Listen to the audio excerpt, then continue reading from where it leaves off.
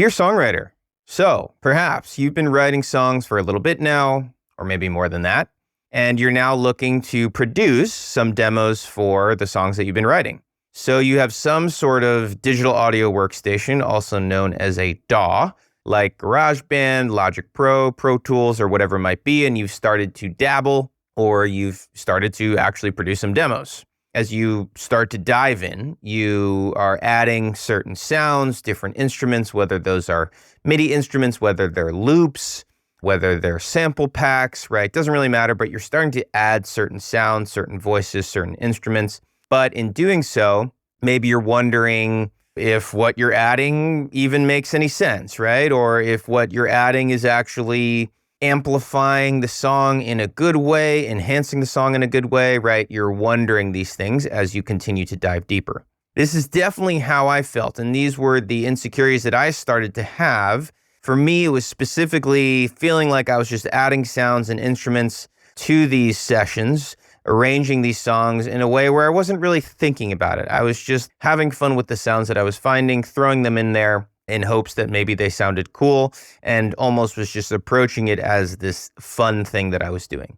But I learned that if I wanted to take this seriously, that writing and arranging with intention and adding these instruments, adding these voices with intention would be extremely important. These days, after years of working with mentors, teachers, etc., before I add a new voice or a new instrument to a song in a demo that I'm creating, in my digital audio workstation, in my case, I use Logic Pro, I ask 4 questions to myself.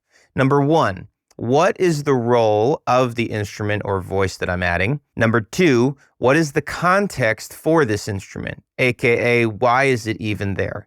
Number 3, what is the relationship with the other instruments and voices?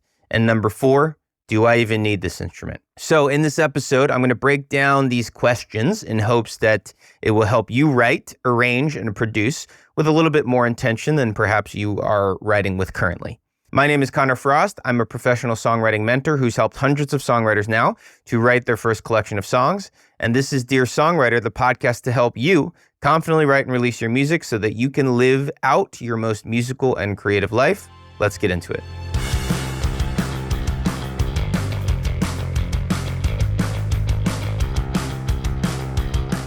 Welcome to the show.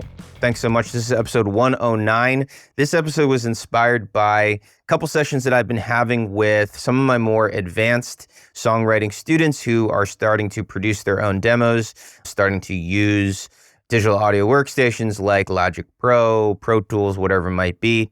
And so in doing that, I was reminded about my own process. And of course, I like to teach based off of my own experience. So I broke it down into these 4 questions that I teased in the intro. And yeah, my hope is that you'll be able to answer these questions yourself when you dig into one of your next sessions that you will be working on in your digital audio workstation. So question number 1 is, what is the role of the instrument that I'm adding? So last week, if you listened to the episode, we broke down a couple of Beatles songs. One of those songs was While My Guitar Gently Weeps. And so when I analyzed that song with my student, we came to the conclusion that that guitar literally was the role of a guitar that is weeping. So almost like assigning a character to a particular instrument like the Beatles did or seemingly did. I don't know them personally, so I can't really confirm, but it definitely felt that way in listening to it, and that was definitely our interpretation.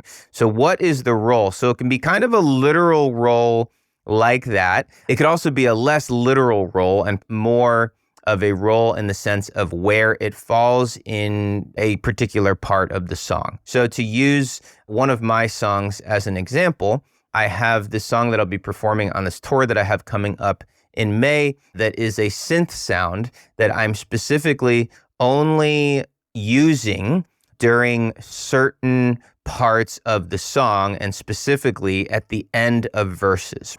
Because of how the song is constructed in terms of the lyrics and everything, and I won't bore you with the details, essentially this voice that I insert it makes sense to do so, but only at specific moments, right? So if I were to put a character to it, it's the role of my inner voice, the voice inside my head, kind of this ringing synth sound, which is meant to reflect what is being said in the lyrics. But again, it only makes sense at the end of verses. I came to this conclusion not right away, but through asking this question: what is the role of this instrument that I'm adding? Because it's a cool sound. So like in theory, I could have been like, oh, I can just add this throughout. And it sounds cool sonically, but I really wanted to be strategic about when this came in because I wanted it to reflect the moments of the song. And in this case, it's the end of verses. So number 2, what is the context for this instrument? So I kind of already answered this a little bit in question 1, which admittedly, these two questions are related, the role versus the context. But yeah, what is the context for the instrument? What is the lyrical context? What is the melodic context? And what is the structural context?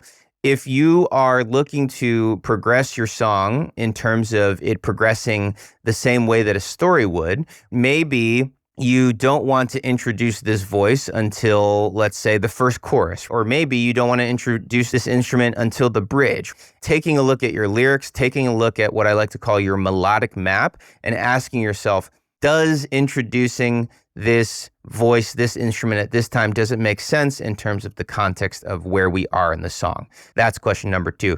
Question number 3, what is the relationship with the other instruments and voices? Again, definitely a related question when you think about role versus relationship, but specifically, what is the relationship with other voices that are happening, other things that are going on? And I think the most important relationship to consider is the relationship with the main vocal line, right? Let's assume that if you're listening to this podcast, you are writing melodies, whether they are rhythmic melodies, whether they are melodies of pitch and notes or both. The relationship between the main vocal line can be really important in terms of how those two interact. To go back to the Beatles example, While My Guitar Gently Weeps, you'll notice that it kind of feels like a call and response between the vocal line and the guitar line. The guitar line never really interrupts the vocal line. There's definitely some space in between them. The role of the guitar, that weeping guitar, fills certain spaces that the voice isn't, and vice versa. So that is an example of how that relationship could look, kind of this call and response feeding off of each other kind of relationship. Or there are other relationships that you consider, right? Maybe counter melodies, for example. So you hear it in pop punk music a lot, right? You have different melodies, different vocal melodies interacting with each other to make it almost feel like two parts are singing at the same time. If you want that vibe where there's two melodies happening at the same time, then maybe they're competing with each other depending on the context of your song, or they are complementing in each other in a way that it's happening simultaneously as opposed to at different times, right? So consider the relationship between this new instrument, this new voice that you are introducing, as well as the main vocal line or other voices, right? And again, that comes back to context of lyrics as well as your melodic map. Okay, question number 4, and this kind of is the most important question, I would argue, is do I even need this instrument? And I'll be honest, I've had a lot of sessions recently where I've added a lot of instruments, a lot of new voices, and I've listened through and I've thought to myself, you know what? I don't need a lot of this. And that might be like a whole instrument. For example, if I introduce like a French horn sound and I have that sprinkled throughout the song, maybe I listen back and think to myself, actually, I don't need this French horn at all. Let's not have French horn in this song. Or there may be certain sections where you don't feel like you need an instrument. I'll give a couple examples. So I have this new song that, again, I'll be performing on this tour that I have coming up in May. And it was a horn sound, right? And I play trumpet. So my thought was like, oh, it'd be really cool to like dust off the old trumpet and like play some of these parts. But after listening through, after adding some of the other parts, I added strings, I added some other supplemental melodic instruments. I realized, you know what? There's no place for this horn. There's no context. It doesn't make sense. So I just got rid of it entirely. And then on the other side, for that same song, I was building this outro and it ends, spoiler alert, with kind of this feeling of like a chorus. So I got my colleague, Julie, to sing on the outro as well as the entire song. And then I wrote various melodies as well as harmonies to bring us home, so to speak, in the outro. But I had a couple of parts that I wrote. These are vocal parts that I wrote that were more like background, more like oohs and ahs to kind of just like fill out this chorus feeling.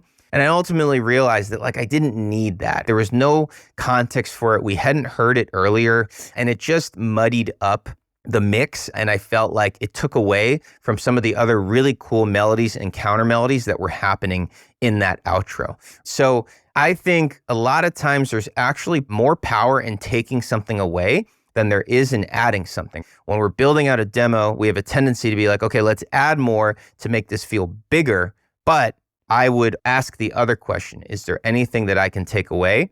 Because there might be more power in doing that. And that's going to be a case-by-case basis, but I think it's worth asking the question. Okay, so once again, the 4 questions that I ask myself, and if it's helpful for you, I encourage you to ask yourself when you are adding instruments and voices to your digital audio workstation sessions, to your songs in general. Number 1, what is the role of the instrument I'm adding?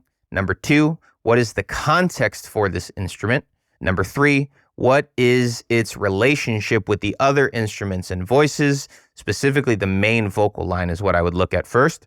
And number 4, do I even need this instrument? Okay, hope this brought you some value.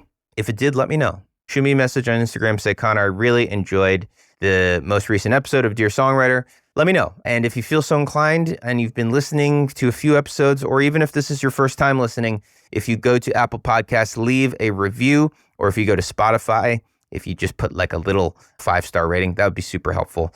I really appreciate it. And yeah, as always, I will talk to you soon, and happy writing.